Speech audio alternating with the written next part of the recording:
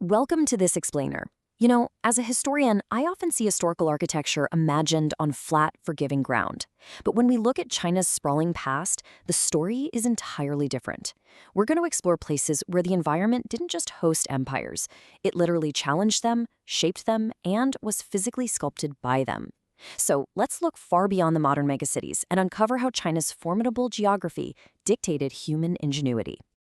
So let's dive right in by asking a crucial question about this other China.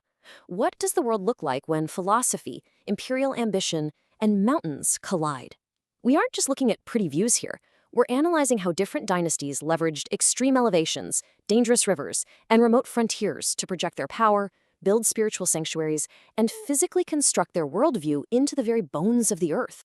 To make sense of thousands of miles of rugged terrain and thousands of years of history, here's our roadmap for today. We'll be covering the dynastic canvas, Ming and Qing cloud temples, Tang and Wei stone giants, frontier fortresses, and we'll wrap up with late imperial fusion. All right, part 1, the dynastic canvas. Looking back through the succession of imperial eras, from the Northern Wei and the Golden Age of the Tang, all the way through the Ming and Qing, it's fascinating to realize that each ruling power faced the exact same daunting geography. Yet, they responded to it with uniquely evolving technologies, philosophies, and political motives. To truly get inside the heads of these early builders, we really have to grasp the concept of Shanjiang. This was the vision of an immortal realm, basically a spiritual escape from earthly gravity and the noise of the mortal world. It's the exact philosophy that inspired the surreal mist-cloaked quartz sandstone pillars in places like Zhangjiajie. These towering stone needles, which actually inspired the floating mountains in the movie Avatar, by the way, have lived in the Chinese imagination for centuries. They represented an ultimate architectural and spiritual ideal, to build as close to the heavens as humanly possible. Moving right along to part 2, Ming and Qing cloud temples. Just think about the sheer altitude these late dynastic builders worked at for a second. We're talking 1,600 meters, 2,000 meters, even 2,300 meters above sea level. Whether it was the Guanyin Temple, perched on a spire for the Bodhisattva of compassion, or Fanjing Shan's twin temples suspended between the sky and silence to represent Buddhist duality, these weren't just impressive building feats. These builders were using precise feng shui to literally align their architecture with the sky, deliberately placing devotion completely out of reach of the ordinary world. Take Laojun Mountain, for example. Rebuilt during the Ming and Qing dynasties over 2,000 meters up, there are 99 bends just to reach the top. I mean, imagine hauling timber and solid stone up those cliffs without a single modern machine. It's mind-boggling. But that grueling physical labor wasn't meant to conquer the mountain. It reflected a profound philosophical desire to rise above earthly noise. You don't build a golden temple on a jagged peak to dominate nature. You do it to find absolute stillness and balance within it. Okay, let's step back in time for part 3, Tang and Wei stone giants. 71 meters, that is the absolutely staggering height of the Leshan Giant Buddha in Sichuan. It was entirely hand-carved out of a riverside cliff over 90 years during the Tang dynasty. And this wasn't merely an act of faith. Actually, scratch that. It was a massive infrastructural project. Built right at the convergence of 3 rivers, its explicit purpose was to calm the dangerously turbulent currents that were sinking trade ships. And the crazy part? The sheer amount of stone dropped into the river during its carving actually altered the currents. It worked. There's this powerful local saying, the Buddha is a mountain and the mountain is a Buddha. As a historian, I love maxims like this because they perfectly encapsulate the mindset of an era. We're looking at humans using monumental stone architecture to physically shape nature and project order. The mountain doesn't just hold the Buddha. The mountain became the Buddha. It's a total fusion of human will, environmental engineering, and spiritual power.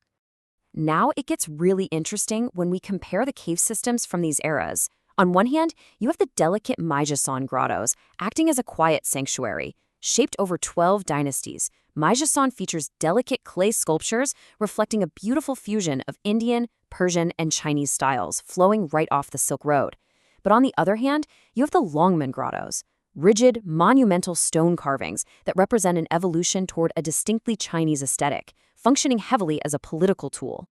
Get this, the scale of Longmen is just staggering. It holds over 100,000 statues. The most famous is a massive 17-meter Buddha commissioned by Empress Wu Zetian, the only female emperor in Chinese history. Many actually believe the Buddha's calm, commanding face was modeled directly after her. I mean, think about it. In a highly structured Confucian world, carving a mountain into your own royal image is the ultimate and definitely the most permanent projection of dynastic order and unity. Talk about a power move. Which brings us to part 4, Frontier Fortresses. Way out in the Gansu Highlands sits the Gunja Octagonal Fortress, which is just a massive architectural anomaly.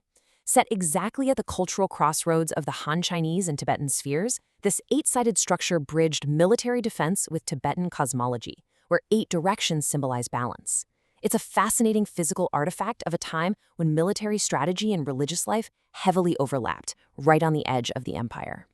Meanwhile, down in the mountains of Fujian, the Hakka people were constructing massive earthen Tulou structures. These were essentially fortified villages designed to withstand bandit attacks, complete with packed earth walls and windowless lower levels. But beyond just security, they ingeniously molded Confucian hierarchy directly into the walls. They packed up to 800 clan members into vertical slices of equal size. Can you imagine living with 800 of your relatives under one roof? The architecture itself strictly enforced harmony, collective living, and familial duty. And finally, we arrive at part 5, Late Imperial Fusion. As the world started shrinking in the late Qing and early Republic periods, overseas Chinese returning from places like the Americans and Southeast Asia began building the Kaiping Diolo.